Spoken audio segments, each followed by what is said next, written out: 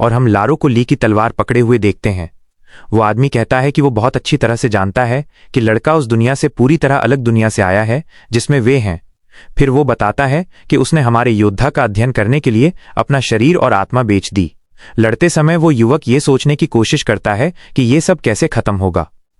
लारो फिर कहता है कि वो जानता है कि नायक केवल रोमांच और मनोरंजन की तलाश में यहां आया था और इसीलिए उसने लड़के को वो सब देना सुनिश्चित किया।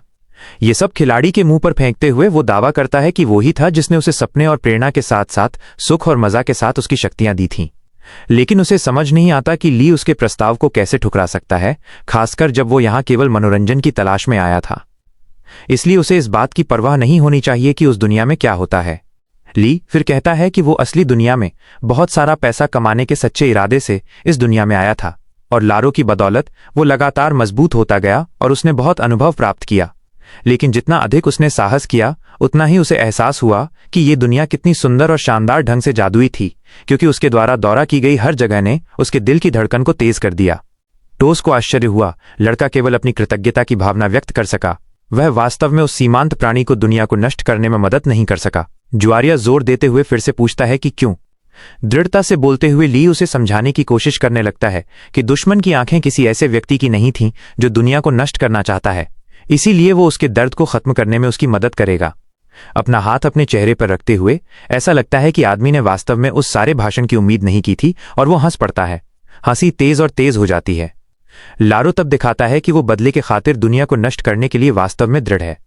वह पूछता है कि लड़का क्या बकवास बना रहा है, लेकिन अगर वो उसकी बात नहीं सुनेगा तो वास्तव में सब कुछ खत्म करने का समय आ गया था। अपनी शक्तिशाली तलवार को पकड़कर ली हथियार को ठीक उस आदमी के सामने रखता है। एक अंधेरे रूप के साथ लारो उस युवक को मरने का आदेश देता है। ली और भी अधिक अपने दुश्मन को मारने के उद्देश्य से उग्रता से हमला करता है, लेकिन ऐसा लगता है कि उसकी ताकत कम होती जा रही थी और अब उसके पास केवल 30% एचपी शेष था। लारो फिर लड़के को अपनी नफरत और अपने बदले को देखने के लिए अपनी आंखें चौड़ी खोलने का आदेश देता है। उस पल में वो लड़के पर हमला करने के लिए दौड़ता है और एक अभूतपूर्व तरीके से उसकी सारी शक्ति को तेजी से घटता हुआ देखता है। ली को एहसास होता है कि इस तरह वो प्रतिद्वंद्वी के दिमाग तक नहीं पहुंच पाएगा। तुरंत द्वंद्व एक विशाल अनुपात लेता है और सब कुछ बदतर और भयंकर होता रहता है। लारो को देखते हुए युवक सोचता है कि ये आदमी कभी भी बदले के चक्र से बाहर नहीं निकल पाएगा, ये मानते हुए कि उसे वास्तव में बहुत देर होने से पहले कुछ सोचना होगा। एक तेजस्वी रोशनी अचानक चमकती है। तुरंत तलवार की शक्ति सामान्य से भी अधिक उज्ज्वल लगती है, जिससे लड़का चौंक जाता है। हमें पता चलता है कि 100 राक्षसों को नष्ट करने के बाद ली ने एतोरिया के निशान का प्रभाव प्राप्त किया। पैनल को देखते हुए लड़का सोचता है कि वो कौन सी क्षमता है, हालांकि उसी पल उसका शरीर गिर जाता है। अपनी तलवार को और जोर से खींचते हुए युवक महसूस करता है कि उसके पास दुनिया की बुराई के खिलाफ लड़ने की ताकत होगी। फिर वो शक्तिशाली सौर तूफान को जमीन में चलाता है, जिससे सूर्य के प्रकाश का एक बड़ा विस्फोट होता है। इसके लिए वो कमीना उम्मीद नहीं कर रहा था और वो अपने रास्ते में आने वाली शक्तिशाली दिव्य रोशनी को महसूस करके डर जाता है। एक विशाल तूफान घूमना शुरू कर देता है जो अपने रास्ते में आने वाली किसी भी चीज की परवाह नहीं करता है, जब तक कि अंत में हम समय में वापस नहीं जाते हैं और उस भयानक बदले के पीछे की सच्ची कहानी सीखते हैं। ऐसा लगता है कि साम्राज्य के कीड़ों ने उस आदमी के परिवार को नष्ट कर दिया जो तब तक एक बहुत अच्छा और शांतिप्रिय आदमी रहा था। उसके तुरंत बाद समय बीत गया और उसने शक्तियां और धन प्राप्त करना शुरू कर दिया। ये सब उसके सबसे बड़े बदले के लिए था। उसके हाथ लाल रस से ढके हुए थे। वो अपने लक्ष्य की खोज में रहने लगा, इस बात से बेखबर कि बाद में क्या होगा। उसकी नफरत इतनी विशाल थी कि वो बच्चों को भी माफ नहीं कर सकता था। जैसे जैसे समय बीतता गया वो अपने विचारों में खो गया और अब नहीं जानता था कि कहानी के असली खलनायक कौन थे। और जब उसे एहसास हुआ कि उसने जो किया वो गलत था, तब तक बहुत देर हो चुकी थी। तभी ली को यह जानकर बहुत सदमा लगा कि अंत में लारो का भी एक मानवीय पक्ष था। वो आदमी धीरे धीरे गायब होना शुरू कर देता है, जबकि नायक को हर चीज के लिए धन्यवाद देता है। यह खुलासा करता है कि उसने हमेशा विश्वास किया था कि लड़का उसकी मुक्ति होगा। एक आकाशीय चमक की तरह वो वाष्पित हो जाता है, एक उज्ज्वल ब्रह्मांडीय तारे में बदल जाता है। जल्दी से अपनी आंखें बंद करते हुए ली जोर देकर कहता है कि वास्तव में ये लारो ही था जिसने अंत में उसे बचाया था। उसके तुरंत बाद हम देखते हैं कि मैदान में एक विशाल शक्तिशाली गोला दिखाई दिया। हम की को देखते हैं जो युवक के बारे में बहुत चिंतित थी और उसने सोचा कि उसने उसे इस बार हमेशा के लिए खो दिया है। जब वो ली को देखती है तो वो ये पता लगाने की कोशिश करने के लिए दौड़ती है कि क्या हो रहा था। ये उसी क्षण था जब उसके सामने एक गुप्त निशान दिखाई दिया और अब वो आदमी वास्तव में अधिक कुशल था। इस बीच शहर के ऊपर हवा में दौड़ने वाले उन तेज जहाजों में से एक स्क्रीन को पार करता है। उसी समय हमारा नायक स्क्रीन को करीब से देखता है। तुरंत हम देखते हैं कि ये उसकी नई अधिग्रहित क्षमता के बारे में एक अविश्वसनीय खबर है। लड़के को आश्चर्य हुआ कि वो उसे कई नई शक्तियां देगा। उसके तुरंत बाद हमें पता चलता है कि क्षमता जल्द ही सक्रिय हो सकती है और इसे रूइन ऑफ लक कहा जाता है।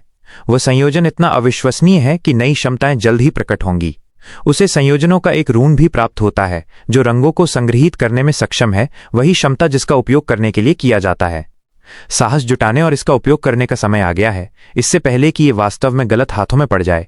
अगर उसने लारो के साथ इस आखिरी लड़ाई के दौरान एक बात सीखी है तो वो ये है कि भले ही ये एक आभासी वास्तविकता की दुनिया है, भले ही इसके निवासी वास्तव में सिर्फ एनपीसी हों जो इधर उधर भटक रहे हों, वे अभी भी मनुष्य हैं जिनमें नफरत और अफसोस जैसी भावनाएं हैं, पुराने एनपीसी के विपरीत जो पूरी तरह से प्रोग्राम किए गए थे।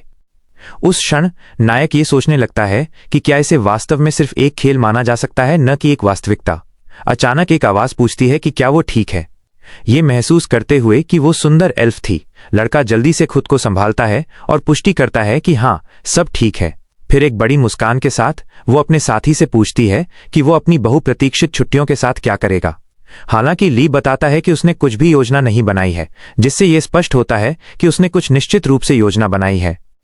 एल्फ कहती है कि वो अपनी मातृभूमि जाना चाहती है और अनिश्चित काल तक वहीं रहना चाहती है, आगे बताते हुए कि वो जगह एहरेस में स्थित एक छोटा सा शहर है। यात्रा के लिए साथ जाने की कोशिश करते हुए लड़का कहता है कि वो एक दिन उस जगह का दौरा करना चाहेगा। चूंकि कि बहुत विनम्र थी, वो कहती है कि उसकी मातृभूमि में उसका हमेशा बहुत स्वागत रहेगा। इस बीच अस्परागन के केंद्र में सब कुछ सुंदर लग रहा था और गुजरने वालों के बीच हवा में बातचीत पहले से ही सुनी जा सकती थी, लेकिन हमारे लड़के को अभी भी वो भयानक सिरदर्द था और वो कमजोर महसूस कर रहा था।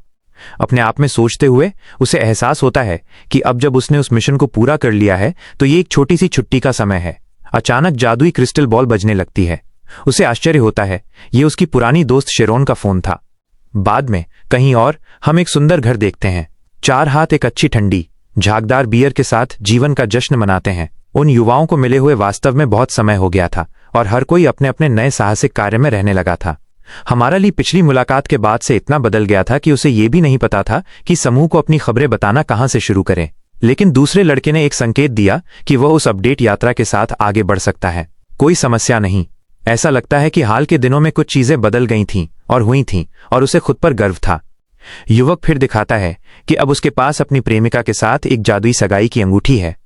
तुरंत मेज पर मौजूद अन्य लोग कहते हैं, यह वास्तव में शानदार है। ली केवल अपने दोस्त को एक नई प्रेमिका होने के लिए बधाई दे सकता था। लाल बालों वाली लड़की तब बताती है कि वो लड़का एक एल्फ को डेट कर रहा है।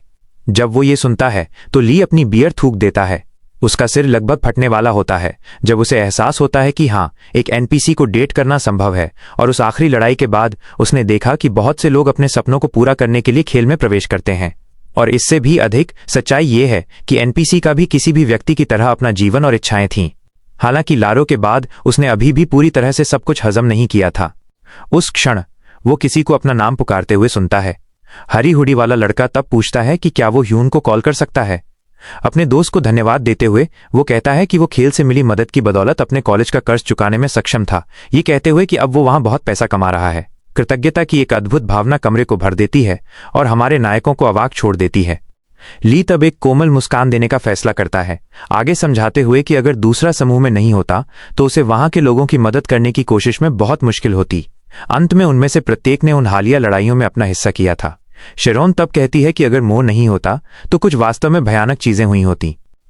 काले रंग के कपड़े पहने आदमी तब टिप्पणी करता है कि अन्य खिलाड़ी भी उस जाल में गिर गए और कई लोग इसके कारण खेल छोड़ गए, और इन सब के अलावा उन्होंने एक फील्ड बॉस को नीचे गिराया। और अगर नायक नहीं होता तो वे वास्तव में सफल नहीं हो पाते। एक सच्ची आराम की भावना योद्धा पर छा रही थी जो अब सबसे सरल चीजों से खुश लग रहा था। सोचते हुए वो कहता है कि लाल बालों वाली लड़की द्वारा उसे दिया गया अवसर कई अन्य लोगों के लिए नए अवसरों में बदल गया था। हंसते हुए युवती कहती है कि उसने खेल में कमाए गए पैसे की बदौलत अपनी नौकरी छोड़ दी, और ये खबर सुनकर सब हंसते हैं। लड़की को देखते हुए आदमी जल्दी से कहता है कि उसे पक्का यकीन था कि वो देर सवेर ऐसा करेगी, क्योंकि वो वैसे भी सिर्फ एक इंटर्न थी। यह शेखी बघारने के बाद कि अब उसके पास और भी अधिक पैसा है, शेरोन को याद आता है कि उसके पास अपने दोस्तों को दिखाने के लिए कुछ महत्वपूर्ण था, एक नया जादुई और काफी महंगा धनुष, जिसे प्राप्त करने के लिए उसे वास्तव में कड़ी मेहनत करनी पड़ी थी। अपने विचारों में ली कहता है कि उसे विश्वास है कि उस आइटम को प्राप्त करना वास्तव में मुश्किल रहा होगा, लेकिन वो जानता था कि वे दोनों युवा अपनी भूमिकाओं में कड़ी मेहनत करेंगे। हालांकि दूसरी ओर वो अलग था और ये उसे कुछ क्षणों के लिए परेशान करता था, ये याद करते हुए कि पोलरॉन स्टार प्राप्त करने के बाद ये अकाट्य है कि वो बहुत मजबूत हो गया। लेकिन ईमानदारी से कहूं तो वो उपलब्धि किस्मत और दूसरों की मदद के कारण बड़े आराम से हुई थी। हालांकि खुद को समर्पित करने के बजाय वो किस्मत की एक लकीर पर भरोसा करता रहा। फिर वह बताता है कि उसने अपनी स्थिति के साथ समझौता कर लिया है। भले ही उसने वादा किया था कि अगर उसे दूसरा मौका दिया गया तो वो नई उपलब्धियों को प्राप्त करने के लिए अपना सर्वश्रेष्ठ देगा, ठीक वैसे ही जैसे उसने वादा किया था कि वह गेल और शेरॉन की तरह सर्किट का पूरा फायदा उठाएगा। हालांकि उसने इनमें से किसी को भी पूरा नहीं किया और अब उसे फिर से ध्यान केंद्रित करने और कड़ी मेहनत करने की जरूरत है। तुरंत खड़े होकर हमारा लड़का मेज पर सबका ध्यान आकर्षित करता है, जिससे बातचीत रुक जाती है। दोस्तों के बीच एक नए मिशन का प्रस्ताव रखते हुए वो कहता है कि उन्हें आखिरी बार मिले हुए काफी समय हो गया है और अब फिर से आगे बढ़ने का समय आ गया है। लेकिन सच्चाई ये है कि उस क्षण उसे कोई अंदाजा नहीं था कि ये नया मिशन उन्हें किस मुश्किल में डालेगा। कुछ समय बाद वहां से बहुत दूर हम एक विशाल छिपी हुई गुफा देखते हैं, जहां वो अपनी सांस को स्थिर रखने की कोशिश कर रहा है। हमारा नायक थका हुआ लग रहा था। सब डरे हुए थे, कह रहे थे कि उन्होंने कल्पना नहीं की थी कि चीजें इस तरह से बदल जाएंगी। उस क्षण हम एक चट्टान के किनारे पर किसी को देखते हैं। यह अतिशयोक्ति नहीं होगी कि यह लड़ाई उन 4 मासूम युवाओं के लिए बहुत बड़ी थी। तुरंत एक चेतावनी दिखाई देती है, जिसमें घोषणा की जाती है कि उन शक्तिशाली सरीसृप प्राणियों से जुड़ी चुनौती का समय आ गया है। लेकिन इससे पहले यह समझना जरूरी है कि यह सब कैसे हुआ। जैसे ही हमारे दोस्त नए मिशन पर निकले, उन्होंने ट्रेन के डिब्बे में बात करने का अवसर लिया। तुरंत उनमें से एक एक किताब निकालता है, जिसमें उस चुनौती के बारे में अधिक बताया गया था, जिसका उन्हें कुछ घंटों बाद सामना करना पड़ेगा। ये उन प्राणियों के खिलाफ था जो पहाड़ की गहराई में रहते हैं और झुंडों में चलते हैं। इस क्षण सबसे सुरुचिपूर्ण व्यक्ति ये भी पूछता है कि क्या 12 बहुत कम नहीं है, क्योंकि मिशन में एक पूरी कॉलोनी का उल्लेख किया गया था। हम देखते हैं कि समूह को उम्मीद थी कि इन प्राणियों में से कम 500 होंगे। ली तब कहता है कि कोई निश्चित रूप से इन प्राणियों का नेतृत्व कर रहा होगा। स्पष्ट रूप से मोह सही था और नेताओं पर ध्यान केंद्रित करना आवश्यक था, क्योंकि वे यात्रा की कुंजी होंगे। लेकिन उन्हें आकर्षित करने के लिए एक विशिष्ट क्षेत्र पर कब्जा करने और उनके बीच कार्यों को विभाजित करने को प्राथमिकता देना आवश्यक है। इसके तुरंत बाद समूह इस लड़ाई में किए जाने वाले कार्यों को स्पष्ट रूप से अलग करना शुरू कर देता है। चूंकि हरे जैकेट वाला लड़का जादू का उपयोग कर सकता था, वो नायक का समर्थन करेगा, जबकि समूह का चाचा कहता है कि वो अपनी ढाल से युवक की रक्षा करेगा। भ्रमित होकर मो पूछता है कि हर कोई उसके पक्ष में क्यों रहना चाहता है। उस क्षण वे पुष्टि करते हैं कि ऐसा इसलिए है क्योंकि वो समूह का केंद्रीय कारक है और वो योजना सफलता की सबसे अधिक संभावना वाली है। इसलिए ली को बस इसे स्वीकार करना चाहिए। हर कोई चुप हो जाता है, मासिस की प्रतिक्रिया देखने का इंतजार करता है। युवक कुछ नहीं कहता है और केवल एक हल्की मुस्कान देता है, ये संकेत देने के लिए कि वो योजना से सहमत है। फिर तुरंत वो सबको चिल्लाता है, ये कहते हुए कि वो आखिरकार योजना को समझ गया और वो विभाजन से सहमत था। हम एक जादुई गोला देखते हैं जो उस अंधेरे और तबाह जगह में एक वास्तविक लालटेन के रूप में कार्य कर रहा था। वास्तव में ये एक प्रिज्म था और ये उस वातावरण में उपयोग करने के लिए बहुत नाजुक लग रहा था। इसके बाद कुछ युवती का ध्यान आकर्षित करता है। उस क्षण एक जोरदार चीख निकालते हुए वो सैनिकों को आगे बढ़ना बंद करने का आदेश देती है। जबकि हर कोई जगह के पीछे की ओर देखता था, उन्होंने महसूस किया कि वहां से एक भयानक अजीब शोर आ रहा था। तुरंत बहादुर योद्धा कहता है कि ये लड़ाई के लिए प्राणियों को खोजने के लिए सही जगह होनी चाहिए। हालांकि हरे जैकेट वाला लड़का सबको थोड़ा इंतजार करने के लिए कहता है। ध्यान से देखने पर उन्हें पता चलता है कि सच्चाई यह है कि रास्ता ठीक उनकी आंखों के सामने खत्म हो रहा था और आगे एक विशाल चट्टान थी। जोर से चिल्लाते हुए वो युवक कहता है कि उन्हें बहुत सावधान रहना होगा ताकि वे गहरी खाई में ना गिरें। ठीक उसी क्षण उसके पीछे एक तेज रोशनी दिखाई दी जो आंख जैसी लग रही थी। कोई उसका नाम चिल्लाता है और गाइल को एहसास होता है कि वो मुसीबत में है। शेरोन अपने दोस्त को सावधान रहने के लिए कहती है। तभी हवा में तलवार की सनसनाहट सुनाई देती है। ये हमारा योद्धा था जो आखिरकार इस अभियान के लिए अपनी नई क्षमताओं का उपयोग कर सकता था। अपनी तलवार खींचकर योद्धा उस भयानक प्राणी का सामना करने और लड़ाई शुरू करने के लिए तैयार है। इस बीच बाकी लोग गाइल की मदद करने की कोशिश करते हैं, जो कहता है कि वो ठीक है। हालांकि ठीक उसी क्षण अंधेरे में और आंखें दिखाई दीं और उन्हें एहसास हुआ कि वे वास्तव में मुसीबत में हैं। अकेले पहाड़ की गहराई से ढेर सारी आंखें उन्हें घूर रही थीं। मुंह खुला का खुला रह गया। मुंह कहता है कि वहां बहुत सारे दुश्मन हैं। तभी उनके लिए एक नया संदेश आता है जिसमें कहा गया है कि उन्हें उस गुफा से सभी भयानक जानवरों को हटाना होगा। हालांकि घबराहट तब होती है जब उन सबको एहसास होता है कि वास्तव में वे 1500 प्राणी हैं। इससे पहले कि डर हावी हो पाता, उन्हें शेरॉन की एक चीख सुनाई देती है जो सबको अपने अपने सही स्थानों पर लौटने का आदेश देती है, और राक्षस दिखाई देते हैं और इस बार वे हमारे नायकों में से किसी एक को काटने के लिए तैयार हैं। लेकिन गाय का ढाल, गाय शील्ड, अत्यधिक शक्तिशाली है और अपने दोस्त गाइल की रक्षा करने में सक्षम है। तुरंत ही ढाल के अंदर से एक बहुत तेज रोशनी निकलती है और अंधेरे में चमकने लगती है। एक चीख सुनाई देती है और ये स्पष्ट हो जाता है कि ये उन छिपकलियों की है जिन्हें योद्धा द्वारा गंभीर रूप से मारे जाने के बाद हवा में उछाल दिया गया है। इस बीच हमारी टीम चुनौती का सामना करने की कोशिश करने के लिए संगठित होना शुरू कर देती है। तभी योद्धाओं में से एक को एहसास होता है कि वहां 2 मुख्य प्राणी हैं और वे लड़ाई के लिए एक भयानक जगह पर हैं। लेकिन तुरंत ही मो का ध्यान कुछ खींचता है। शेरोन अपने धनुष के साथ लड़ाई में कूद पड़ती है और हम देखते हैं कि युवती लगभग घिर चुकी है। उसे कार्रवाई में लाने के लिए चिल्लाते हुए मो उससे कहता है कि ये रणनीति बदलने और उस आनंदमय जगह से बाहर निकलने का समय है। ली जानवर के सामने कूद पड़ता है और कहता है कि वो उनमें से एक को खींच लेगा ये देखने के लिए कि क्या होता है। उसी क्षण बिना किसी डर के योद्धा लड़की इतनी तेज दौड़ती है कि वो प्राणियों के ऊपर से कूद जाती है। तुरंत ही बहादुर योद्धा उस भयानक लड़ाई को वास्तव में शुरू करने के लिए तैयार हो जाते हैं। मो को एहसास होता है कि उन्हें कुछ अलग सोचना होगा क्योंकि एक एक करके लड़ने के लिए बहुत सारे दुश्मन हैं। इस बीच डर उनकी रीढ़ में रेंगता है और उन लोगों को लकवाग्रस्त कर देता है जो पहले आने वाली चीजों के बारे में आत्मविश्वासी थे। गाइल को कांपते हुए देखकर युवती उस पर चिल्लाती है कि वो संभल जाए और उस सारे अराजकता के बीच खुद को इकट्ठा करे। लेकिन गाय कहता है कि वे पूरी तरह से बर्बाद हो चुके हैं। तभी उन्हें एहसास होता है कि योजना विफल हो गई थी और इससे पहले कि सबसे बुरा हो, भागने का समय आ गया है। लेकिन हमारी योद्धा लड़की हार मानने से इनकार करती है और हार न मानने के लिए सब कुछ करती है। उस बिंदु पर साहस समूह के बीच वापस आने लगता है। सभी को एहसास होता है कि आखिरकार वास्तविक कार्रवाई करने का समय आ गया है। ये उल्लेख करने की आवश्यकता नहीं है कि इन सब के बीच उन्होंने प्राणियों के बीच एक नेता को भी नहीं देखा था। ये कुछ महत्वपूर्ण है जो उन्हें अभी भी करना है। ली सब कुछ देखता है और एक योजना बनाने की कोशिश करता है जो चीजों को फिर से अच्छी तरह से समाप्त कर सके। ठीक बाद में उसे एक अद्भुत चेतावनी मिलती है और वो आश्चर्यचकित दिखता है। हम देखते हैं कि ली थोड़ा मुस्कुराता है क्योंकि सौर तूफान सोलर स्टॉर्म की क्षमता फिर से सक्रिय हो गई है। योद्धा तब कहता है कि वो सबको अपने ढाल से सुरक्षित रखेगा जबकि वे भाग रहे हैं, लेकिन ली कहता है कि ये जरूरी नहीं है और वो स्थिति को संभालेगा। अचानक छिपकलियां पूरी ताकत से हमला करने का फैसला करती हैं। एक एक करके वे लड़के पर कूदते हैं, उसकी क्षमताओं को नष्ट करने की कोशिश करते हैं। उसी क्षण टीम अविश्वसनीय रूप से हताश हो जाती है। जो वे देख रहे हैं उस पर विश्वास नहीं कर पाती है और वे मो का नाम चिल्लाना शुरू कर देते हैं।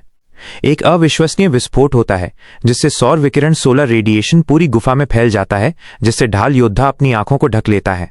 अचानक कुछ उस आदमी का ध्यान खींचता है। ये ली है जो पूरी तरह से अनहार्म्ड है और पहले से कहीं ज्यादा शक्तिशाली है। दृढ़ होकर नायक कहता है कि समय आ गया है। हम देखते हैं कि हराने के लिए अभी भी बहुत सारे प्राणी बचे हैं और अंत में असली लड़ाई शुरू होने वाली है। उसी क्षण आग की एक बड़ी लहर उस क्षेत्र में फैलना शुरू हो जाती है और गर्मी केवल तेज होती जाती है। इससे भी ज्यादा छिपकलियां भी जलना शुरू कर देती हैं। उनकी हताशा इतनी अधिक है कि वे बाहर निकलने का रास्ता खोजने की कोशिश करने लगते हैं। एक जबरदस्त अपरकट शुरू होता है क्योंकि ली रोते हुए प्राणियों पर वार करने की कोशिश करता है। सभी दोस्त बस यही कह सकते हैं कि यह कितना अविश्वसनीय रूप से अद्भुत था। उसी क्षण लड़की अपने दोस्त को पूरी तरह से मोहित होकर देखती है क्योंकि वो जानती थी कि वो मजबूत है, लेकिन इतना मजबूत नहीं। फिर तुरंत ही एक जलती हुई लौ दीवार को झुलसा देती है और वे सभी घिनौनी चीजें ली की शक्तिशाली तलवार से पिघल जाती हैं। लपटों से घिरा हुआ हमारा नायक ये सुनिश्चित करता है कि वो जहां भी जाए ध्यान आकर्षित करे। आखिरकार वे अंधेरे के भयानक प्राणियों के एक अच्छे हिस्से को खत्म करने में सफल होते हैं। अब बल में शामिल होने और अन्य प्राणियों की ओर यात्रा जारी रखने का समय आ गया है और इसलिए वे एक टीम के रूप में धीरे धीरे आगे बढ़ते रहते हैं। एक अपने समर्थन जादू सपोर्ट मैजिक का उपयोग करता है जबकि दूसरा राक्षसों पर हमला करता है। एक नया संदेश आता है। लगता है समय आ गया है कि आखिरकार उस बाधा के असली बॉस का सामना किया जाए। घबराकर वो लड़की एक जगह की ओर इशारा करती है और सभी गुफा के अंदर देखते हैं।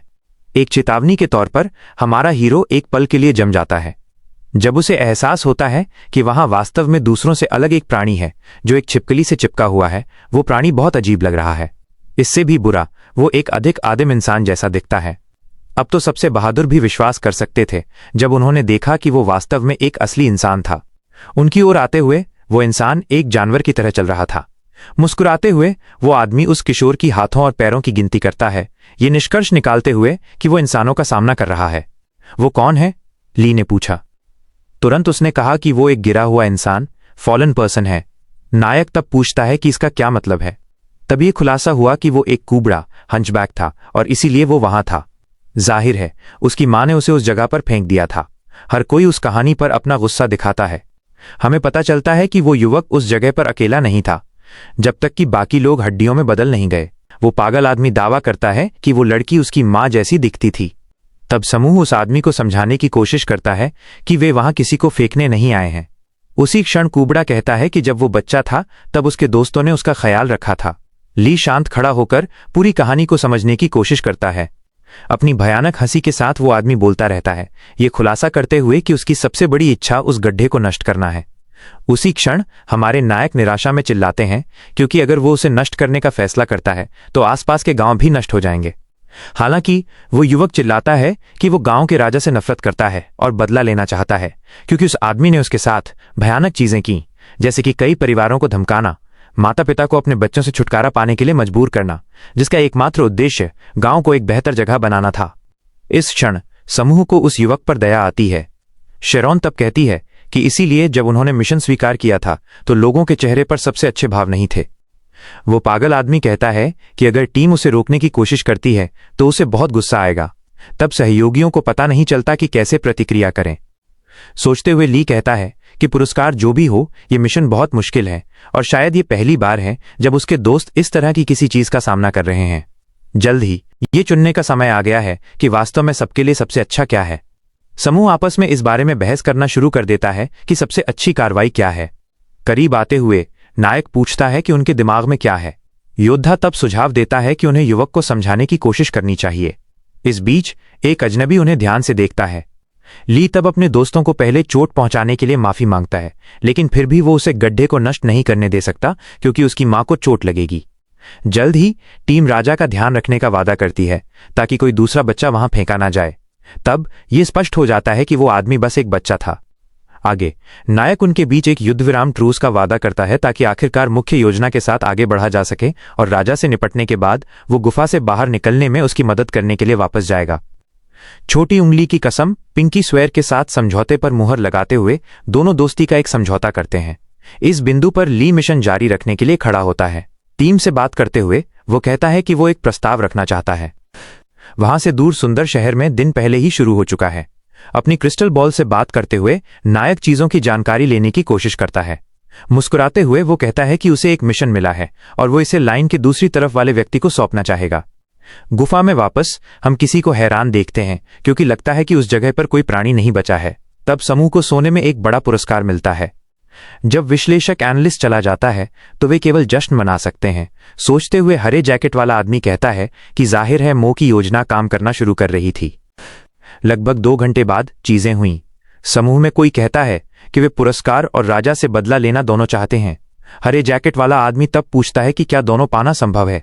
योद्धा कहता है कि कोई रास्ता होना चाहिए। मुस्कुराते हुए और अपने दोस्तों को हमारा बहादुर हीरो पुष्टि करता है कि खेल में कुछ भी संभव है। जल्द ही जब तक वे सीमाओं के अंदर रहते हैं वे वास्तव में जो चाहते हैं वो पा सकते हैं। चूंकि पहला लक्ष्य जगह से प्राणियों को हटाना था, उसने बच्चे से खानो माइंस को छोड़ने के लिए कहा, सब कुछ उसकी बनाई हुई योजना के अनुसार। इस बीच शहर में हर कोई सोच रहा था कि क्या वे आगंतुक नाइट्स के आदेश ऑर्डर ऑफ नाइट्स का हिस्सा थे। उनके चलते ही एक असली गपशप फैलनी शुरू हो गई। तब किसी ने चिल्लाया कि वे वहां कीचड़ वाले महल मड कासल के स्वामी के सभी अपराधों की जांच करने के लिए थे। मुस्कुराते हुए मो सोचता है कि उसका सहयोगी एली सही समय पर आया है। हम देखते हैं कि शुरुआत से ही ये किया क्या थी जिसे मिशन के लिए बुलाया गया था। जल्द ही स्वामी ये देखने के लिए महल से बाहर निकलता है कि वो सारा शोर किस बारे में था। आदमी तब कहता है कि इस तरह की मुलाकात पाकर उसे उत्साह होता है, लेकिन किसान तेजी से डरने लगे थे। इस बीच लोग किया की मदद के लिए रो रहे थे। रोते हुए एक आदमी कहता है कि उसकी बेटी सुंदर थी, लेकिन उसे गुफा में फेंकना पड़ा। अचानक कोई कियाई केई को बताता है कि जाहिर है उन्हें सबूत खोजने की भी जरूरत नहीं पड़ेगी। हमें पता चलता है कि वो व्यक्ति हमारा एक पुराना परिचित था। लड़का कहता है कि अगर उन लोगों के सभी विलाप लामेंट्स सत्य हैं तो वो वास्तव में जानना चाहेगा कि मदद कैसे करें। हालांकि स्वामी कहता है कि वहां कोई भी उससे ज्यादा वफादार नहीं है और जिन्हें जन्म से ही शाप मिला था उन्हें जीने की अनुमति नहीं दी जानी चाहिए। उस तरह की बातचीत से आसपास के सभी लोग तेजी से परेशान हो जाते हैं। राजा और ली की टीम के बीच एक असली बहस छिड़ जाती है। लेकिन हमारा फरिश्ता एंजल वहां एक समाधान खोजने की कोशिश कर रहा था। कह रहा था कि वो कुछ अफवाहों के कारण आया है। हालांकि वो सारी चर्चा राजा को और तनावग्रस्त कर रही थी। घबराकर वो पूछता है कि किसने महल के राजा के खिलाफ अनुरोध रिक्वेस्ट करने की हिम्मत की। वो तब अपने सैनिकों को उन सबको गिरफ्तार करने का आदेश देता है। उसी क्षण सभी ग्रामीण महसूस करते हैं कि एक लड़ाई शुरू होने वाली है। गंभीर और शांत गोरा नाइट ब्लॉन्ड नाइट लैरी को घूरता है। अपनी शक्ति को सक्रिय करते हुए वो पूछता है कि वो आदमी उसकी उपस्थिति में क्या करने में सक्षम होगा। उस बुराई के स्वामी को चुनौती देते हुए जो केवल लोगों के जीवन में त्रासदी लाना चाहता था। वो कहता है कि उस आदमी जैसे लोग अपनी तुच्छता इनसिग्निफिकेंस को महसूस किए बिना महाद्वीप को प्रदूषित करते हैं। ये महसूस करते हुए कि उसे अपमानित किया जा रहा है, स्वामी तेजी से अपना आपा खोने लगता है। उसी क्षण वह परी जैसा प्राणी एंजेलिक बीइंग तुरंत कार्य करता है। कहता है कि वो इस तरह के रवैये से धैर्य खो रहा है।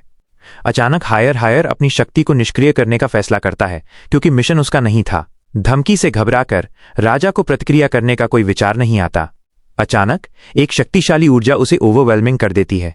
किया का धन्यवाद, जिसने बिजली की गति से अपनी तलवार से न्याय दिया। हर कोई दृश्य से हैरान है, लेकिन वे जल्दी से जश्न मनाना शुरू कर देते हैं। अभी के लिए वे आजाद हैं।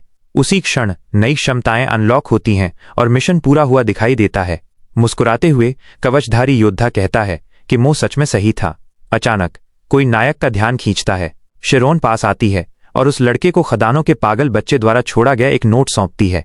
बिना किसी झिझक के हमारा लड़का कागज खोलता है और हमें पता चलता है कि ये युवा द्वारा लिखा गया एक पत्र है जिसने हर चीज के लिए धन्यवाद करने के अलावा एक आमंत्रण छोड़ा है। हमें पता चलता है कि गुफा के अंदर एक बड़ा जहाज है। वो पास आता है और पूछता है कि क्या उसे अंदाजा है कि उसका घर वहां से कितनी दूर है, बस यूं ही अचानक बुलाए जाने के लिए। मुस्कुराते हुए नायक कहता है कि उसने उसे याद किया, जिससे परी थोड़ी शर्मा जाती है। वहां से दूर सराय में वापस हमारे दोस्त हुई हर बात के बारे में बातचीत करते हैं। जिज्ञासु होकर शेरोन पूछती है कि ली का की के साथ क्या रिश्ता है। मुस्कुराते हुए युवती कहती है कि अगर उसे कोई नाम देना पड़े तो वो कहेगी कि वे सहकर्मी है। आखिरकार कोई भी खिलाड़ी यही कहेगा। पीते हुए और नायक सोचता है कि उसने उम्मीद की थी कि ये सिर्फ उससे ज्यादा खास होगा।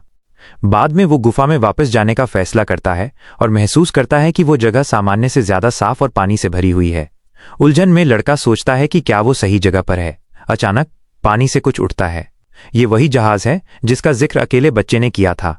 ली को विश्वास नहीं होता कि वो क्या देख रहा है। वो कहता है कि ये वास्तव में एक शक्तिशाली और शानदार जहाज है। अचानक हमारे नायक को किस्मत के एक खंडहर तक पहुंच मिलती है। एक संदेश दिखाई देता है जिसमें पूछा जाता है कि क्या वो क्षमता का उपयोग करना चाहता है। बिना किसी झिझक के लड़का पुष्टि करने के लिए क्लिक करता है। उसे आश्चर्य होता है। एक बहुत तेज रोशनी दिखाई देती है और अब जहाज एक कोर में बदल जाता है। हमें पता चलता है कि इस नाव से जुड़ी कई क्षमताएं हैं। एक बार फिर उसकी मुलाकात किसी से होती है और वो सामने खड़े व्यक्ति को देखकर हैरान होता है। ये वही देवदूत शूरवीर है जिसने हमेशा उसकी मदद की है। हम देखते हैं कि उन दोनों में से किसी को भी उस समय उस मुलाकात की उम्मीद नहीं थी। जिज्ञासु होकर नायक पूछता है कि क्या की को जो हुआ उसके लिए जिम्मेदार ठहराया जाएगा, लेकिन देवदूत जादूगर पूछता है कि वो किस बारे में बात कर रहा है।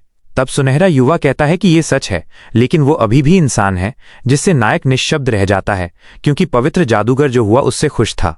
उस बम को गिराने के बाद वो जंगल में गायब हो जाता है। तभी ली को एहसास होता है कि वो आदमी भी उसी की तरह एक इंसान था। दूर हम एक पीसफुल शांत जगह देखते हैं। हमें कू दिखती है जिसे पिछली रात के कारण भयंकर हैंगओवर है और वॉरियर को ये सब बहुत अम्यूजिंग लगता है। मुस्कुराते हुए यंग वुमन कहती है कि वो नए फ्रेंड्स बनाकर हैप्पी है और उन्हें इस बात से केयर नहीं है कि वो एक एल्फ है। यही रियल रीजन था जिसकी वजह से वॉरियर हमारे हीरोज को इतना पसंद करती थी। हमारा बॉय एम्बैरेस्ड हो जाता है और उसे समझ नहीं आता कि क्या कहे। अपने फ्रेंड को अलविदा कहते हुए यंग वुमन कहती है कि अब ब्रेकफास्ट का टाइम हो गया है। डाइनिंग हॉल में हम कई लोगों को खाते और बातें करते हुए देखते हैं। इस बीच उस बॉय के लिए एक ब्रीफ इंटेरोगेशन शुरू हो जाती है जो सिर्फ अपने मील पर फोकस करने की ट्राई कर रहा है। ली कहता है कि वो एक और मिशन की तलाश में है और पूछता है कि क्या ग्रुप उसके साथ आना चाहता है। बिना किसी हेजिटेशन के हर कोई पार्टिसिपेट करने के लिए अग्री हो जाता है। वो गर्ल जो इंक्रीजिंगली एक्साइटेड है सबको तैयार होने के लिए कहती है। ये टाइम आ गया है कि हर कोई नई एडवेंचर्स की क्वेस्ट पर निकले। इस बीच हमारा ब्रेव हीरो गेम को एक्सपीरियंस करने का एक नया वे ढूंढ रहा था। फिर अपना हाथ बढ़ाते हुए बॉय ने एल्फ को एडवेंचर जर्नी के लिए इनवाइट करना सुनिश्चित किया। बॉय के हाथ अपनी ओर बढ़े हुए देखकर हमारी गर्ल पैरालाइज्ड हो जाती है। मुस्कुराते हुए वो कहती है कि वो इनविटेशन एक्सेप्ट करती है। इस बीच हम बोट को बादलों के बीच से गुजरते हुए देखते हैं। उन्हें बिलीव नहीं हो रहा था कि इस पर होना कितना ब्यूटीफुल था। अंदर से सब कुछ और भी ब्यूटीफुल था और हम देख सकते हैं कि एनवायरनमेंट से हर कोई शॉक्ड था। उसने पूछा कि उसे बोट कहां से मिली और वो कहता है कि ये कुछ हद तक एक एक्सीडेंट था। इस पॉइंट पर गर्ल अपने पीछे एक क्रीचर को देखना बंद नहीं कर पाई। प्रोटैगनिस्ट तब कहता है कि ये एक रैटियर ट्री फेरी है जो उस जगह की फाउंडेशन के लिए रिस्पॉन्सिबल है। ये रियलाइज करके हर कोई स्टार्टल्ड हो गया कि क्रीचर कोई स्टैचू नहीं थी। फिर शिप सिटी के सामने डॉक करती है। मो और बाकी सब क्विकली डिसएम्बार्क करते हैं। इमीडिएटली यंग मैन सुझाव देता है कि वे इन्फॉर्मेशन गिल्ड तक पैदल चलें, लेकिन कुछ स्ट्रेंज होता है और हमें जल्द ही रियलाइज होता है कि ये एक तरह की रिबेलियन थी। प्रोटैगनिस्ट ये देखने के लिए लोगों के बीच से स्क्वीज करने का डिसाइड करता है कि क्या हो रहा था। फिर उन्हें डिस्कवर होता है कि सभी गिल्ड सर्विसेज सस्पेंड कर दिए गए हैं। इस न्यूज से हर कोई स्पीचलेस रह जाता है। सडनली कोई चिल्लाता है, सबको स्क्वायर में बुलाता है। ली इमीडिएटली पीछे देखता है और भागना शुरू कर देता है, ये कहते हुए कि ऐसा लगता है कि टीवी कोई बहुत इंपॉर्टेंट इन्फॉर्मेशन ब्रॉडकास्ट करने जा रहा है। हमें पता चलता है कि रियल टाइम में कोई टेस्टलेस प्रैंक हो रहा था और उस मोमेंट में कोई भी पूरी तरह से अंडरस्टैंड नहीं कर पा रहा था कि क्या चल रहा था। फिर कोई अनाउंस करता है कि सिस्टम टेक ओवर हो गया है और प्लेयर्स लाइव ब्रॉडकास्ट को एंड करने के लिए फोर्स नहीं कर पाएंगे।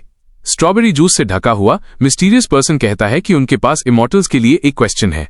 वे जानना चाहते हैं कि उन्हें उनकी लैंड्स में एंटर करने और जो वे चाहते हैं वो करने की परमिशन किसने दी, क्लेम करते हुए कि वे जानते हैं कि किसी ने उन्हें किसी भी चीज की परमिशन नहीं दी, इसलिए वे इन्वेडर्स के अलावा और कुछ नहीं है जिन्होंने उनसे स्टोलन किया है और उन्हें ह्यूमिलिएटेड किया है। एंगर से भरा हुआ वो आदमी हॉस्टेज बनाए गए अन्य प्लेयर्स की ओर इशारा करता है। नर्वसली ली सोचता है कि वहां मौजूद हर कोई इनोसेंट है। एक बैड गाय अपीयर होता है, कहता है कि वो गेम का ट्रू लॉर्ड है और सभी प्लेयर्स पर रियल वॉर डिक्लेयर करता है। एक नई मिशन मिस्टीरियसली एक्टिवेट हो जाती है और अब ली को इन बीइंग्स का फेस करना है। हमने नोटिस किया कि कई कम्युनिकेशन साइट्स इंसिडेंट रिपोर्ट कर रहे थे। कम्युनिटीज में हर कोई उस तथाकथित इन्वेजन के बारे में ही बात कर रहा था। कई प्लेयर्स गेम के फ्यूचर के बारे में वरीड थे। इस बीच उड़ने वाला शिप अपनी जर्नी कंटिन्यू रखता है। मो साइलेंट रहता है, सिचुएशन एनालाइज करने की ट्राई कर रहा है। इस पॉइंट पर की उसके लिए एक लीफ टी लेकर आती है। जल्द ही दोनों इस टेरेबल इंसिडेंट पर रिफ्लेक्ट करना शुरू कर देते हैं।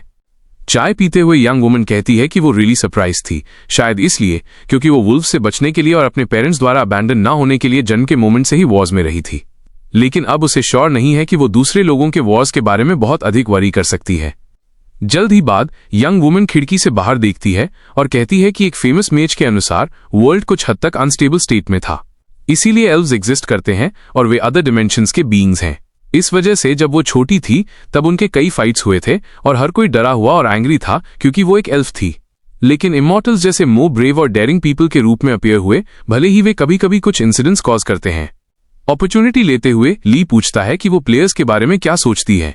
वो तब कहती है कि वो उनकी क्लास रियली लाइक करती है, खासकर इसलिए क्योंकि वे उसकी रेस के खिलाफ प्रेजुडिस नहीं है। और बेशक उसके फेवरेट प्लेयर्स में से एक मो है। उस मोमेंट में दोनों खिड़की से टिक जाते हैं और खुद को थोड़ा ड्रीम करने देते हैं। सोचते हुए ली कहता है कि अपेरेंटली कुछ प्लेयर्स ट्रूली इविल हैं, जिसका मीनिंग है कि लियोन ने बहुत सफर किया होगा, जो एक शेम है, लेकिन उसके एक्शंस को जस्टिफाई नहीं करता है। अपनी फिस्ट क्लेंच करते हुए वो कहता है कि ये वॉर रॉन्ग है। वो जल्द ही एनपीसी की प्लान का एंड कर देगा। वहां से दूर जमीन पर लेटे कई लोगों के बीच रेनफॉल होनी शुरू हो जाती है। हम केवल एक सर्वाइविंग प्लेयर देखते हैं जो वंडर करता है कि वे इविल नाइट को कैसे स्टॉप करेंगे। आगे हम शिप को अपनी जर्नी कंटिन्यू करते हुए देखते हैं। अंदर की कहती है कि सिचुएशन रियली कॉम्प्लिकेटेड होती जा रही है। आर्मर्ड वॉरियर पूछता है कि क्या अब फाइट करने का टाइम आ गया है। ली कहता है कि उसका इरादा तो यही है, लेकिन बाकी सब अपने चॉइसेस करने के लिए फ्री हैं। ग्रुप कुछ मोमेंट्स के लिए एक दूसरे को घूरता है और फिर हर कोई कहता है कि वे मो को फॉलो करेंगे। वॉरियर तब कहता है कि अगर प्रोटैगनिस्ट लीडर है तो सब ठीक हो जाएगा। इस तरह आने वाले नए एडवेंचर को लेकर हर कोई एक्साइटेड हो जाता है। इमीडिएटली हीरो कहता है कि वो नहीं सोचता कि लीड करने के लिए वो सबसे बेस्ट पर्सन है। ये दर्शाता है कि वो सबकी सेफ्टी को लेकर बहुत कंसर्न्ड है। फिर वो कहता है कि सिचुएशन बहुत कॉम्प्लिकेटेड है, लेकिन अगर हर कोई उस पर ट्रस्ट रखना चाहता है तो उन्हें उसके साथ मिलकर फाइट करना होगा। सभी एलाइज उसके डिटर्मिनेशन और ब्रेवरी सेलिब्रेट करते हैं। वो फिर ब्रेव और स्ट्रांग मो के प्रति लॉयल्टी प्लेज करता है। मुस्कुराते हुए यंग मैन वादा करता है कि वो फ्रंट लाइंस पर रहेगा। वहां से दूर हम कुछ सोल्जर्स को इकट्ठा देखते हैं। उसी मोमेंट उन्हें रियलाइज होता है कि उनकी रैंकिंग बहुत कम है और सिचुएशन लगातार खराब होती जा रही है। एक जादुई ऑर्ब से एक वॉइस आती है, पूछती है कि वहां सब कैसा चल रहा है। सोल्जर कहता है कि उसकी ट्रूप भी पूरी तरह से वाइप्ड आउट हो गई थी, इसलिए वे मैजिक के जरिए स्ट्रेंथ गैदर करने की ट्राई करते हैं। बिग बॉल गाय इशारा करता है और हम क्रोस पर सवार नाइट्स को देखते हैं। उसी मोमेंट एक रियल वॉर अरीना फॉर्म हो जाता है जिसमें लोग अपनी जान बचाने की ट्राई में भाग रहे हैं। हालांकि भयानक क्रीचर्स बहुत वायलेंट हैं, इसलिए सोल्जर्स में से एक कहता है कि वो उन्हें टाइम देगा और स्ट्राइक करने की प्रिपेयर करता है। लेकिन क्रीचर्स की स्पीड देखकर वो सोचता है कि उसके लिए ये एंड है। सडनली एक बड़ा एक्सप्लोजन अकर होता है और मॉन्स्टर्स को दूर फेंक देता है। एक होली नाइट और उसकी पावरफुल मैजिक की बदौलत हर कोई शॉक्ड है ये देखकर कि ये व्हाइट टावर में एंटर करने वाला पहला प्लेयर था। ऑफिशियल लीडर बोर्ड पर तीसरे रैंक्ड मेज केलियन। सनसेट तक हम सोल्जर्स के टेंट्स देखते हैं। बैरक्स के अंदर कोई टेबल स्लैम करते हुए चिल्लाता है, क्लैरिफिकेशन डिमांड करता है। डिसबिलीफ में लीडर्स में से एक पूछता है कि क्या सच में ऑल 11,000 प्लेयर्स और एनपीसीएस डिफीट हो गए थे। दूसरा आदमी कहता है कि एनिमीज ऑर्डिनरी एनपीसीएस नहीं है और कहता है कि वो अभी भी अलाइव होने से हैप्पी है। आंग्रिल, एक दाढ़ी वाला आदमी, कहता है कि उसका गिल्ड ओब्लिटरेटेड हो गया था और डिमांड करता है कि वे उस मोमेंट क्या कर रहे थे। एंग्रिली रिस्पॉन्ड करते हुए यंगर गाय पूछता है कि उसकी हिम्मत कैसे हुई उन पर डाउट करने की, जबकि दूसरा आदमी चीजों को शांत करने की ट्राई करता है। हर कोई रुकता है और बाहर देखता है जहां से एक जोरदार नॉइज आ रहा है। कोई चिल्लाता है कि एनिमीज अप्रोच कर रहे हैं और टैंक्स को आगे जाने का ऑर्डर देता है ताकि पीछे के डीपीएस को प्रोटेक्ट कर सकें। वो आदमी कमांड करता है कि अपने आर्मर चेक करने में टाइम वेस्ट न करें। उनके हेल्थ और माना रिस्टोर करने के लिए सीरीज ऑफ कमांड्स दिए जाते हैं। मोमेंट में बैटलफील्ड पर हम एनिमीज की एक लंबी लाइन देखते हैं। जैसे ही व्हाइट क्लोक में आदमी वंडर करता है कि क्या वे सच में जीत सकते हैं, एनिमी माउंट्स बैटल के लिए पहले से ही पोजीशन में है। एनिमी लीडर अपने कॉमरेड से अपोलोजाइज करता है कि उसने उन्हें लॉयली फॉलो करने के लिए सब कुछ अबैंडन कर दिया और कहता है कि सन गॉड भी उनकी लॉयल्टी पर डाउट नहीं कर सकता। अपनी स्वॉर्ड ड्रॉ करते हुए वो कहता है कि उसने अपनी काइंडनेस अपनी वाइफ में रखी थी जिसे एक प्लेयर ने ब्रूटली किल कर दिया था। अपनी स्वॉर्ड रेस करते हुए वो रिजेंटफुल वॉरियर्स को चार्ज फॉरवर्ड करने का ऑर्डर देता है। वे सब चिल्लाते हैं, अपने स्पीयर्स रेस करते हैं और जोर से रोर करते हैं। फिर लीडर अपने ग्रुप ब्लैक ग्रिफिन्स का नाम लेता है, उन्हें अपने विंग स्प्रेड करने का ऑर्डर देता है। सोल्जर्स की क्राउड फ्लाइट लेती है। हम उन्हें पूरी फोर्स के साथ ओपोनेंट्स पर ब्रूटली चार्ज करते हुए देखते हैं। सोल्जर्स को उड़ने वाले माउंट्स की मोबिलिटी के साथ स्पीयर्स की लंबी पहुंच को हैंडल करने में ट्रबल हो रही है। तभी व्हाइट क्लोक में मेज लाइटनिंग कास्ट करता है एक क्रीचर पर, उसे वाइप आउट कर देता है। वरीड होकर वो कहता है कि उसकी मैजिकल एनर्जी ऑलमोस्ट लिमिट पर है और इस रेट से वे जल्द ही अनाहिलेटेड हो जाएंगे। एक सिस्टम विंडो पॉपअप होती है जिसमें 1000 माना की जरूरी अमाउंट के साथ माना असिस्टेंस रिक्वेस्ट की जाती है। बॉय वंडर करता है कि क्या सच में कोई प्लेयर इतना स्ट्रांग है कि 1000 माना रिक्वेस्ट कर सके। ये सोचते हुए कि ये अब या कभी नहीं, वो क्विकली क्लिक करके एक्सेप्ट कर लेता है। हम उड़ने वाले शिप के बो पर सुंदर स्टैचू देखते हैं। उसी मोमेंट ये बादलों के बीच से अपीयर होता है और जमीन पर लोग अमेज्ड हो जाते हैं। कई कैनन्स प्रिपेयर किए जाते हैं और फायर करने के लिए रेडी होते हैं। कैलकुलेट करते हुए स्टैचू कहता है कि उसने टारगेट्स लोकेट कर लिए हैं और टोटल शॉट्स की एक बैरियर फायर की जाती है जो एनिमी सोल्जर्स और उनके माउंट्स को हिट करती है। डिस्ट्रक्टिव पावर से इंप्रेस्ड होकर सोल्जर्स पूछते हैं कि उसे कौन कंट्रोल कर रहा होगा। फिर वे एडवांस करते हैं एनिमी लाइंस में हुई केओस का एडवांटेज उठाते हुए। हमारा हीरो पूछता है कि क्या सब रेडी है। उसकी टीम उसकी ओर देखती है, उसके अगले कमांड का अवेट करती है। अपना आर्मर फिनिश करके वो कहता है कि वे उतरेंगे और दूसरों के साथ ज्वाइन करेंगे। ब्रूटल बैटल के कई सीन्स शो किए जाते हैं। सडनली हमारा ग्रुप लैंड होते ही एक मैसिव क्रैश अकर होता है जिससे उनके आसपास सब कुछ शेक हो जाता है। डस्ट सेटल होने के बाद हम प्रोटैगनिस्ट और उसके एलाइज बैटल के लिए रेडी देखते हैं। उसी मोमेंट कन्विक्शन के साथ वो चिल्लाता है कि वे चार्ज अहेड करें। एक्सट्रीम एजिलिटी के साथ 3 एनिमीज को स्लिप करते हुए एल्फ उन्हें फिनिश ऑफ कर देती है। आर्चर भी एक ही टाइम में कई एनिमीज पर बराज ऑफ एरोज शूट करता है। अंपल कहता है कि हीरो को फॉरवर्ड मूव करना चाहिए जबकि वो उसके लिए एनिमीज ऑक्यूपाई रखता है। बॉय तब क्विकली एडवांस करता है, कंफर्म करते हुए 2 एनिमीज को डिफीट करता है। एक सोल्जर हमारे गाय को पीछे से हिट करने की ट्राई करता है, उसे ऑफ गार्ड पकड़ लेता है। सरप्राइजिंगली एनिमी मैजिक से स्टॉप हो जाता है।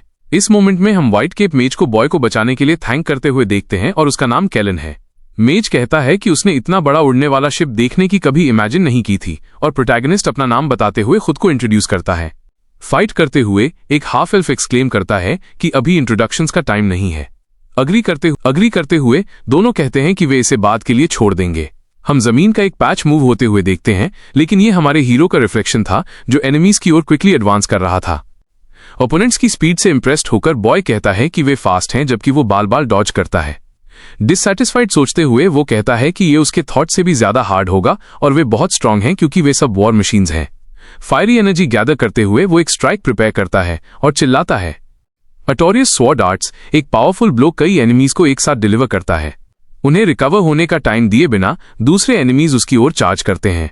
प्रोटैगनिस्ट वरीड सोचता है कि अब बहुत लेट हो चुका है। स्किलफुली वो एक ही टाइम में कई स्ट्राइक्स ब्लॉक करता है। इस मोमेंट में वो एक्सीडेंटली एल्फ से टकरा जाता है। पूछता है कि क्या वो ठीक है, जिस पर वो रिप्लाई करती है कि हाँ। अपनी स्वॉर्ड टाइटली ग्रिप करते हुए वो उससे वरी न करने के लिए कहता है और एक सीरियस एक्सप्रेशन के साथ वो कहता है कि वो डेफिनेटली उसकी प्रोटेक्ट करेगा। वो वुमेन मुस्कुराते हुए देखती है एनिमीज पर चार्ज करते हुए। वो कहती है कि वो अपनी प्रोटेक्ट खुद करेगी और ऑर्डर देती है कि हमारा हीरो भी खुद को प्रोटेक्ट करे। एक मुस्कान के साथ वो पॉजिटिवली थिंक करता है। फिर वो अपना पोस्चर चेंज करता है और कहता है कि वो सब कुछ करेगा जो वो कर सकता है। उसी मोमेंट वो कुछ नोटिस करता है और शॉक्ड हो जाता है। एक ब्लॉन्ड मैन ग्लिम्स में अपीयर होता है। बॉय तब कहता है कि वे आखिरकार मिले और एनिमी लीडर को लाइडन कहता है जो लेवल 144 पर है। दूरी से दोनों की आंखें एक दूसरे से मिलती हैं और एयर में टेंशन फिल हो जाती है। वे क्विकली एक दूसरे की ओर लीप करते हैं। बैटल के लिए रेडी दोनों चिल्लाते हैं। एनिमी ओवरहेड स्ट्राइक करता है जबकि प्रोटैगनिस्ट अपनी स्वॉर्ड से ब्लॉक करता है। ब्लो की फोर्स फील करने के बाद वो सोचता है कि उस पर प्रेशर पड़ रहा है। एक पावरफुल स्ट्राइक बॉय की चेस्ट पर हिट करता है। वो रुकने से पहले कई मीटर्स फ्लाई करता है।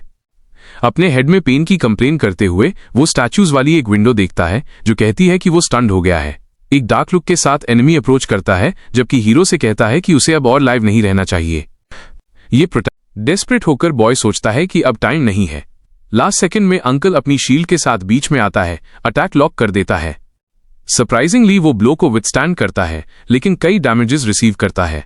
विलेन टैंक को कोसता है, उसे रास्ते से हट जाने के लिए कहता है। एक डार्क ऑरा के साथ एनिमी पूछता है कि क्या वो जानता है कि उसे व्हाइट वुल्फ क्यों कहा जाता है और एक्सप्लेन करता है कि इसका रीजन ये है कि जो लोग उसके रास्ते में आए वे व्हाइट वुल्फ के फैंग्स से पूरी तरह क्रश कर दिए गए। अपने चेहरे पर शॉक के साथ अंकल अनरिस्पॉन्सिव रहता है। एक बड़ी स्वॉर्ड ब्रूटैलिटी से उसकी पीठ पर स्ट्राइक करती है जिससे बहुत सारा केचप खून बह जाता है। यंग मैन एगनी में चिल्लाता है, नाइट का नाम पुकारता है। अपने घुटनों पर वो कंप्लेन करता है कि ये एक फेटल ब्लो था और बहुत हर्ट कर रहा है। गुड बाय कहते हुए वो कहता है कि वो आगे जाएगा। शॉक्ड प्रोटैगनिस्ट फिर से नाइट को पुकारता है। तब विलन अपनी स्वॉर्ड पॉइंट करता है, कहता है कि अगला नंबर उसका है। बड़े एंगर के साथ हीरो अपनी स्वॉर्ड ग्रैब करता है, उसके चारों ओर एक रेड ऑरा गैदर करता है। फिर वो फ्लेम्स क्रिएट होते समय एनिमी पर एक डार्क लुक कास्ट करता है। कई स्टेटस विंडोज एक्टिवेट होती हैं और एक लाइफ ट्रेनिंग एबिलिटी यूज की जाती है। इनॉर्मस पावर रिसीव करते हुए बॉय कहता है कि वो उसे डिफीट करने के लिए अपना बेस्ट देगा। बड़ी फ्यूरी के साथ वो चिल्लाते हुए चार्ज फॉरवर्ड करता है। दोनों कम टाइम में बड़ी संख्या में ब्लोज एक्सचेंज करते हैं। उसकी लाइफ 10% कंज्यूम हो गई है जिससे उसे 50% मोर स्ट्रेंथ और एजिलिटी मिली है। फ्यूरियसली फाइट करते हुए उसकी लाइफ अब 20% कंज्यूम हो गई है जिससे प्रीवियस स्टैट्स डबल हो गए हैं। एनिमी अपने थॉट्स में कहता है कि हमारा बॉय स्ट्रॉन्गर होता दिख रहा है। इस मोमेंट में उसकी एचपी 30% कंज्यूम हो जाती है जिससे उसे एडिशनल 150 स्टेटस पॉइंट्स मिलते हैं। चिल्लाते हुए यंग मैन ओपोनेंट को एक स्ट्रॉन्ग ब्लो डिलीवर करता है। तब एनिमी फ्लाई करता हुआ पत्थरों के ढेर से जा टकराता है। इस मोमेंट में प्रोटैगनिस्ट एग्जॉशन के साइंस शो करते हुए उसका नाम पुकारता है। रिस्पॉन्ड करते हुए विलन कहता है कि लगता है इमॉर्टल्स भी किसी कंपेनियन के लॉस से इरिटेट हो जाते हैं। उसे चुप रहने के लिए कहते हुए बॉय चार्ज फॉरवर्ड करता है जबकि उसका स्टेटस पहले ही 200 इंक्रीज हो चुका है। फ्यूरियसली दोनों एक दूसरे पर अपनी स्वॉर्ड्स क्लैश करते हैं।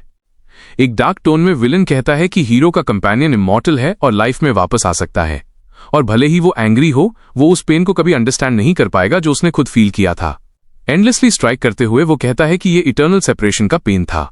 हमारा प्रोटैगनिस्ट एक्सक्लेम करता है जैसे ही उसे उस भयानक सिचुएशन का रियलाइज होता है जिसमें वो फंसा है। इस मोमेंट में हम एनिमी का लेवल इंक्रीज होकर 178 और 210 और फाइनली 235 होते हुए देखते हैं। हेट्रेड के साथ वो चिल्लाता है, उन्हें इमॉर्टल प्लेयर्स कहता है, उन्हें आउटलॉस कहकर पुकारता है। हीरो को घूरते हुए वो कहता है कि वे इस लैंड पर कदम रखने के डिजर्व नहीं करते हैं और कहता है कि उनकी पनिशमेंट लाइव करने के ऑपोजिट होगी। एक स्ट्राइक क्विकली लॉन्च होता है जो बॉय को ऑफ गार्ड पकड़ लेता है। हमारा बॉय अपने शोल्डर पर एक सीरियस वूंड सफर करता है। उसके चारों ओर बहुत सारा स्ट्रॉबेरी जूस खून फैलते हुए जमीन पर गिर जाता है। विलन कहता है कि प्लेयर्स इस वर्ल्ड के मास्टर्स नहीं हैं, तो वे इसे लेने की ट्राई क्यों करते हैं, और एंगर के साथ वो पूछता है कि उन्हें अपने डर्टी हैंड से उन लोगों के फेट का डिसाइड करने का राइट क्यों मिलता है जिन्हें दूसरे लव करते हैं। कोई प्रोटैगनिस्ट को चिल्लाता है, स्टैंगर हेल्प के लिए आ रहा है, और हम आर्चर और गिली को उसकी ओर भागते हुए देखते हैं। एक कोल्ड स्टेयर के साथ विलन कहता है कि वे वही लगते हैं जिन्हें वो लव करता है। वो उन्हें भागने के लिए चिल्लाने की ट्राई करता है, लेकिन एनिमी हाथ से एक मूवमेंट करता है। रिएक्ट करने का टाइम न मिलते हुए गेल ब्रूटली ब्लेड से स्ट्राइक होता है। रेड हेड डिस्पेयर में चीखती है क्योंकि उसकी फ्रेंड केचअप गश करती है। विलन हीरो से कहता है कि वो अपनी ब्लेड को अपने फ्रेंड्स डिस्ट्रॉय करते हुए देखने का पेन फील करे। डेस्परेट, हमारा बॉय ओपोनेंट से रुकने की बेग करता है। उस मोमेंट में हम आर्चर के पीछे एक नई ब्लेड फॉर्म होते हुए देखते हैं। चीखती हुई वो टेरिफाइड है कि वो डॉज नहीं कर पाएगी। सडनली माफी मांगते हुए व्हाइट क्लोक मेज गर्ल सेव करता है। प्रोटैगनिस्ट एक्शन से शॉक्ड है और बॉय का नाम पुकारता है।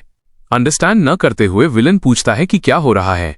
स्ट्राइक के बाद हम केवल स्वॉर्ड्स ग्राउंड में अटकी हुई देखते हैं और हीरो पूछता है कि क्या वे सर्वाइव कर गए। बैटलफील्ड पर हम दोनों पक्षों के बीच एक भयंकर क्लैश देखते हैं। एनिमी ग्रिफिन को एक ब्लो डिलीवर किया जाता है जिससे वो स्ट्रॉबेरी जूस स्पिल करता है। हम देखते हैं कि वो एल्फ थी जिसने मॉन्स्टर फिनिश ऑफ किया। सडनली वो नोटिस करती है कि रेन स्टार्ट हो गई है। कहती है कि ये एक अच्छी बात है। किसी चीज से अलर्ट होकर वो किनारे देखती है। फिर वो हमारे बॉय को विलन ग्रैब करते हुए देखती है। बॉय प्लीड करता है, ओपोनेंट से इमीडिएटली स्टॉप करने के लिए कहता है, और दूसरा आदमी बस पूछता है कि उसका इससे क्या मीनिंग है। उसे हिपोक्रेट और सेल्फिश कहता है कि इस वर्ल्ड में इमॉर्टल प्लेयर्स फील करते हैं वो सैडनेस सब फेक है। आउटरीच्ड, हमारा गाय पूछता है कि आदमी ने अभी क्या कहा।